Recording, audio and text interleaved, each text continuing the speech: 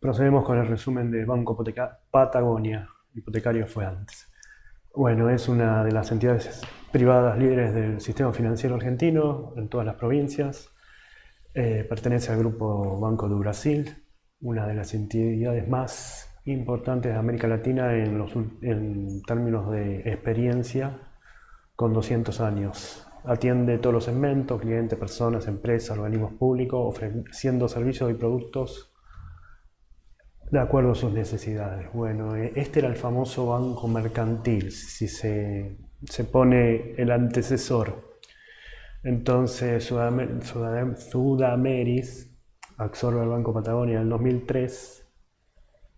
En 2004 Banco Patagonia a Sudamérica adquiere Joyce Bank y vuelve a adoptar el nombre de Patagonia, ¿no? Hasta el 2010 y 2007, que empieza a tener operaciones en Brasil, y en el 2018 el Banco de Brasil se queda con el 80,39% del banco, de lo cual es 15,20 del otro restante, 15,29 es de ANSES, la provincia de Río Negro tiene 3,17 y el market nada más tiene el 1,15.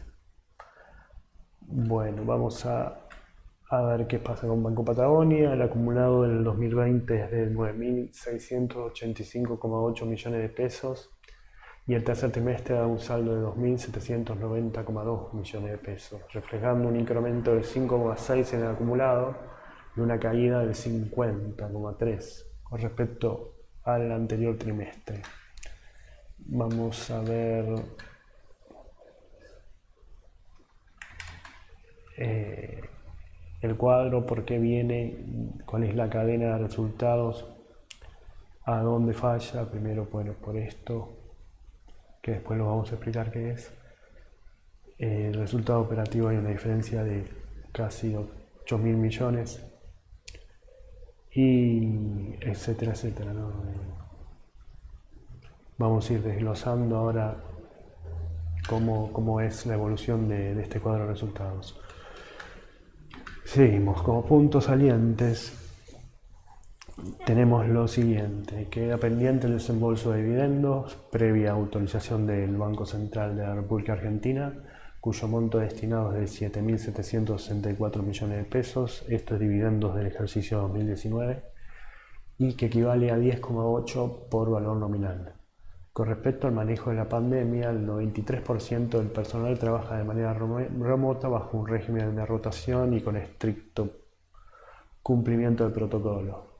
Además, el ratio de capitalización patrimonio neto dividido activos totales supera el mínimo exigido por las normas del Comité de Basilea, reflejando una sólida posición de solvencia. Con esto voy a agregar algo más que está en el balance y que lo resalte. A ver qué dicen.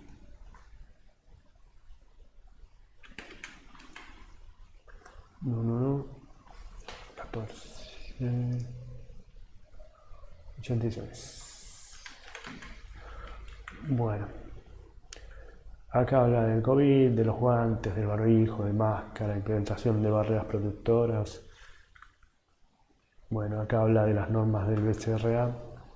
Pero con respecto a lo que dije del Basilea, esto es, durante el periodo las condiciones de liquidez se mantuvieron holgadas. La disposición de amplios márgenes de liquidez y gestión prudencial de los mismos han permitido el mantenimiento de ratios internos de apetito y tolerancia por el riesgo y también regulatorios muy ampliamente por encima de los mínimos requeridos. Es así que el ratio de cobertura de liquidez y el ratio de fondeo neto estable se encuentran a niveles del más del doble del mínimo requerido justamente del Comité de Basilea, superando el 200%. Eso quería quedar como diciendo que el banco goza de buena salud con el dinero que tiene, ¿no? Con la liquidez y con las comparaciones de liquidez con otras variables que tiran la liquidez para abajo. Bueno, el margen de bruto de intermediación financiera neta, el margen de intermediación financiera acumulada es 29.182,7 millones, casi un 6,1% de interanual. La baja de ingresos se debe a la baja en las tasas activas en general en las líneas de los préstamos y la ralentización del índice UVA que estuvo congelado.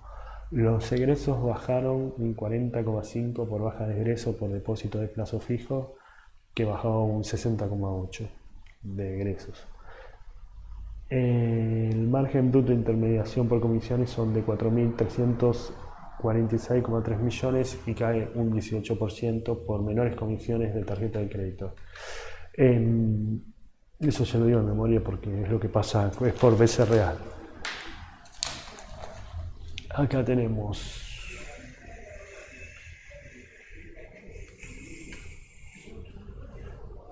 de los márgenes, tenemos, bueno, acá hay una baja importante, los títulos a cambio por valor razonable, y tenemos la baja de los plazos fijos, de depósito de plazos fijos por menores tasas de interés. En cuanto a las comisiones, bajan los ingresos por comisiones, por ende bajan los ingresos y los costos están más o menos iguales, los egresos. Así siguen pagando el mismo precio. Bueno, otros resultados. Los resultados netos por instrumentos financieros dan 932,5 millones de pesos, una reducción anual del 32%. Se imputa un saldo negativo de 2.238,2 millones de pesos por canje de letras del Tesoro en dólares por títulos públicos de pesos ajustables al SER. Es decir, en la diferencia del poder adquisitivo entre los bonos del SER con los bonos del Tesoro es una diferencia negativa. La diferencia de cotización, moneda extranjera y posición monetaria, dos rubros que juntos, saldo un negativo de 3.515,2 millones. El año pasado acumulaba un déficit muy parecido, 3.669,24 millones. Bueno, volvemos al balance. Y lo que digo es esto, ¿no? Resultados por bajo de medidos a costo amortizable. Bueno, este es el cambio de títulos de moneda extranjera por valores SAR. Después tenemos diferencia de oro y moneda extranjera. Esto nos da positivo, pero los choco con la posición monetaria neta, que nos da esos 3.500 acá y 3.600 allá, en el año pasado. Nada más por agregar acá.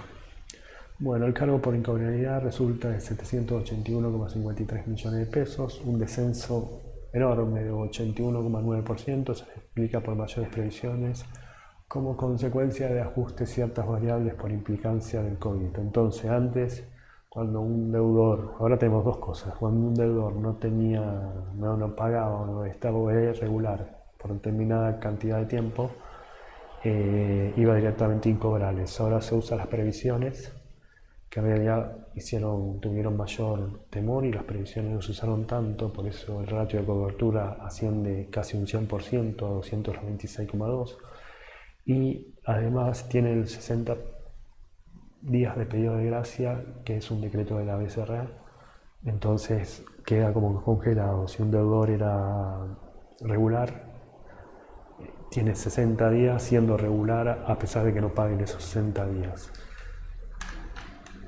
Bueno, acá tenemos los incobrabilidad. Este trimestre muy poco se imputó, solo 997 millones. El año pasado era 567 en el trimestre comparado. Y después, para agregar, tenemos lo siguiente.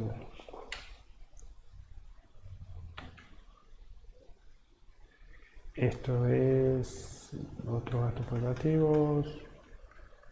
Acá están los cargos por incobrabilidad, que es poco. Este es diferenciar esto contra esto. El 81,9 es el acumulado.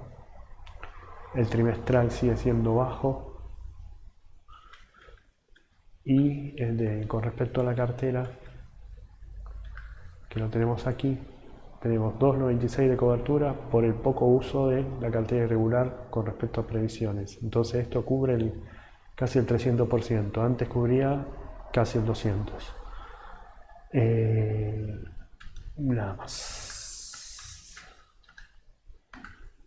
Los gastos de administración acumulan 4.427,2 millones y bajaron un 9,4% en interanual. Los beneficios al personal acumulan 7.865,3 millones y la caída es del 2,7% interanual. La dotación bajó en el trimestre de 3.279 empleados a 3.230 y va en baja. Las sucursales se mantienen a 208. El índice de eficiencia, es decir, el ratio de eficiencia, gastos administrativos, beneficio personal y otros, sobre ingresos por intereses de 39,4.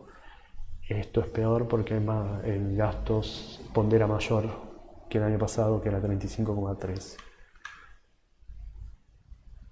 Acá están los gastos, son parecidos hasta ahí.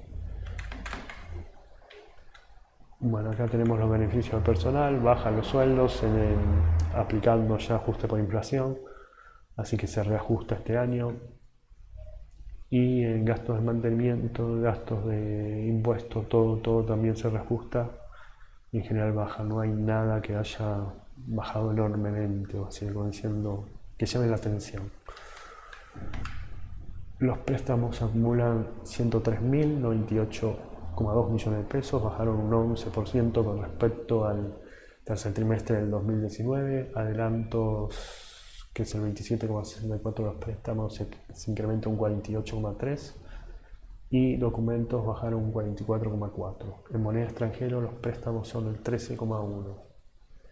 Los depósitos acumulan 200.678,4 millones de pesos, prácticamente el doble, y la relación préstamos-depósitos 51%, justamente antes era como 65%. Y se incrementaron un 28,3% en el interanual por aumento de inversiones a plazo, un 35,2% de más en inversiones a plazo fijo, supongo por las restricciones al cepo, la gente tenía que poner más plazo fijo, y los depósitos en moneda extranjera son el 22% del total. Vamos a ver los cuadritos en la reseña, donde tenemos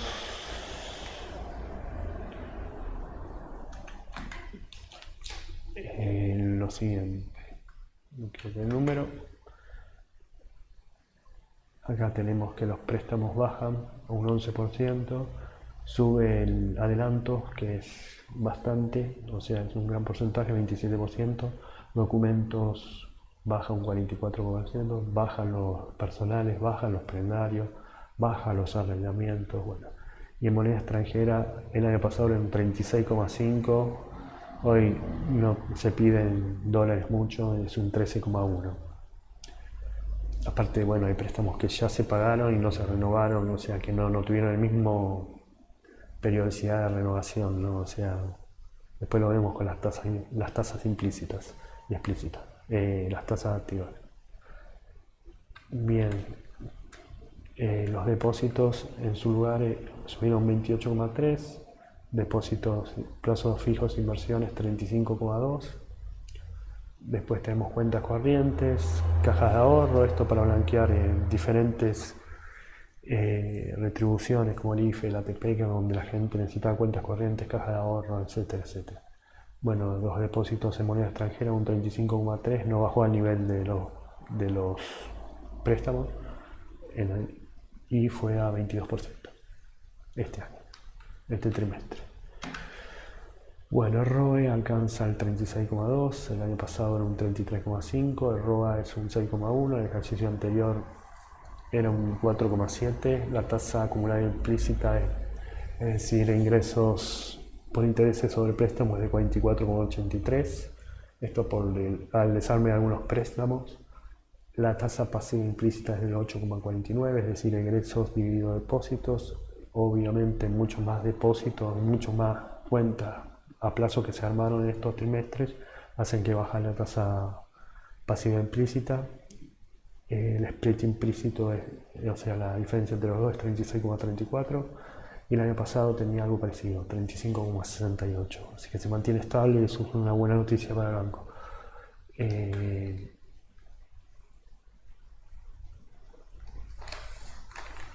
Tenemos, bueno, retornos sobre activos, acá la diferencia, hay una baja de 0,5 en el trimestre. Y también tenemos, bueno, los préstamos sobre depósitos tenían 74, ahora tiene 51,4. Y algo más para agregar acá, el ratio de eficiencia, gastos sobre ingresos totales, 35,3, 39,4. Ahora subiendo. Los activos líquidos son, no hay perspectiva, ¿no?